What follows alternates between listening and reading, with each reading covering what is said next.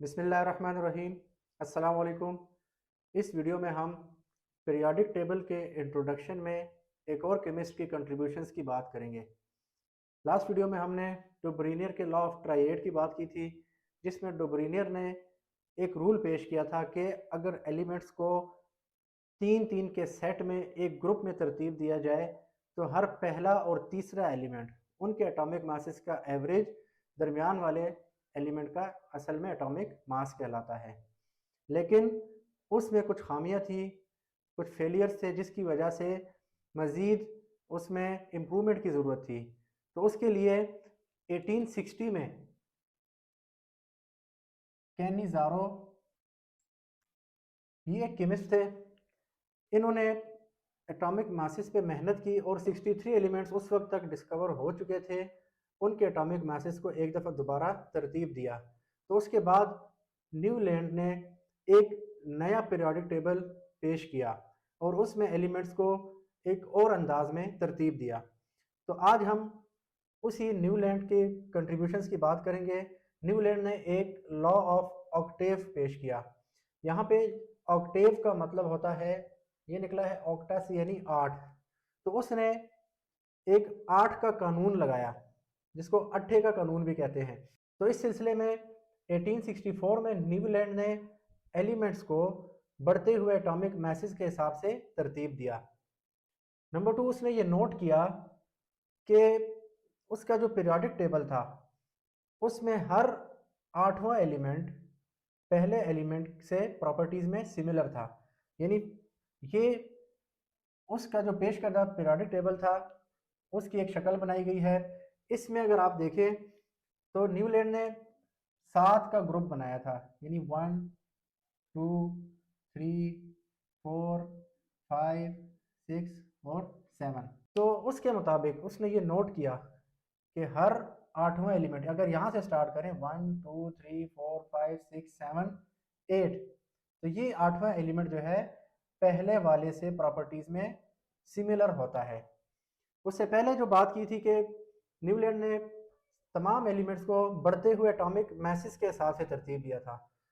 तो वो किस तरह, ये देखें कि एलिमेंट्स को उसने इस तरह तरतीब दिया: hydrogen, lithium, beryllium, boron, carbon, nitrogen, oxygen, fluorine, sodium, magnesium, aluminium, silicon, phosphorus, sulphur, chlorine, potassium, calcium और इस तरह 56 एलिमेंट्स उस वक्त तक न्यूलैंड ने अपने पीरियोडिक टेबल में तरतीब दिए थे। तो एटॉमिक मासेस कैसे बढ़ रहे थे ये अब चेक करते हैं।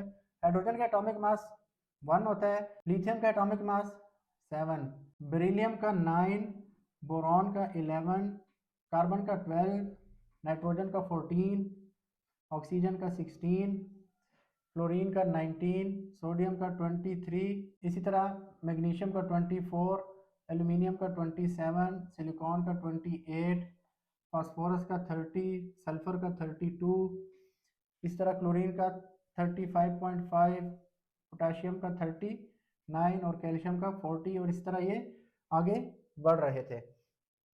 तो इसमें आप वाज़ेह तौर पे देख सकते हैं कि एटॉमिक मास एक तरतीब से बढ़ रहे हैं और बढ़ते चले जा रहे हैं, यानी कि बीच में कोई नंबर वापस पीछे की तरफ नहीं आ रहा। तो ये था उसके लॉ का पहला पॉइंट कि उसने एलिमेंट्स को बढ़ते हुए एटॉमिक मैसेज के हिसाब से तरतीब दिया। और नंबर 2, न्यूलैंड ने यह बताया कि हर 8वां एलिमेंट पहले एलिमेंट से प्रॉपर्टीज में सिमिलर होता है, आपस में इनकी प्रॉपर्टीज मुशाबहत रखती हैं। तो फर्ज करें हम कहीं से भी शुरू करें, फर्ज करें यहाँ से शुरू करते हैं, बोरॉन से, इसको 1 2 3 4 5 6 7 8। अब देखें ये 8वां एलिमेंट यानी एल्यूमिनियम जो है वो बोरॉन से प्रॉपर्टीज में सिमिलर होता है। इस तरह कोई भी आप उठा ले, कहीं से भी, नाइट्रोजन से शुरू करें तो 1 2 3 4 5 6 7 8, यानी नाइट्रोजन और फास्फोरस की प्रॉपर्टीज आपस में सिमिलर होती हैं। लेकिन न्यूलैंड के पीरियोडिक टेबल की कुछ लिमिटेशंस थी, यानी कि कुछ हदबंदियां थी या कुछ कमियां खामियां थी, जिसकी वजह से ये पीरियोडिक टेबल ज़्यादा देर अपनी शोहरत बरकरार नहीं रख सका। अगर लिमिटेशंस की बात करें तो सबसे पहले ही अज्यूम्ड ओनली 56 एलिमेंट्स। उस वक्त तक कैनिज़ारो ने 63 एलिमेंट्स को एटॉमिक मैसेज के हिसाब से तरतीब दे दिया था, लेकिन न्यूलैंड ने अपने पीरियोडिक टेबल में 4 साल गुजरने के बावजूद सिर्फ 56 एलिमेंट्स को अपने पीरियोडिक टेबल में तरतीब दिया। उसके बाद ये जो पीरियोडिक टेबल था, it was only applicable up to calcium, यानी कि सिर्फ कैल्शियम तक ये पीरियोडिक टेबल न्यूलैंड के उसूलों के मुताबिक ठीक था। उसके बाद जितने भी एलिमेंट्स हैं, ये कैल्शियम के बाद जितने भी एलिमेंट्स हैं, इन पे न्यूलैंड के अपने कवानीन, ये जितने भी एलिमेंट्स हैं इन पे न्यूलैंड के अपने कवानीन लागू नहीं होते थे। He put two elements in one slot in the group of unlike elements. एक और खामी जो थी वो ये थी कि न्यूलैंड ने एक ही स्लॉट के अंदर दो दो एलिमेंट्स को रखा।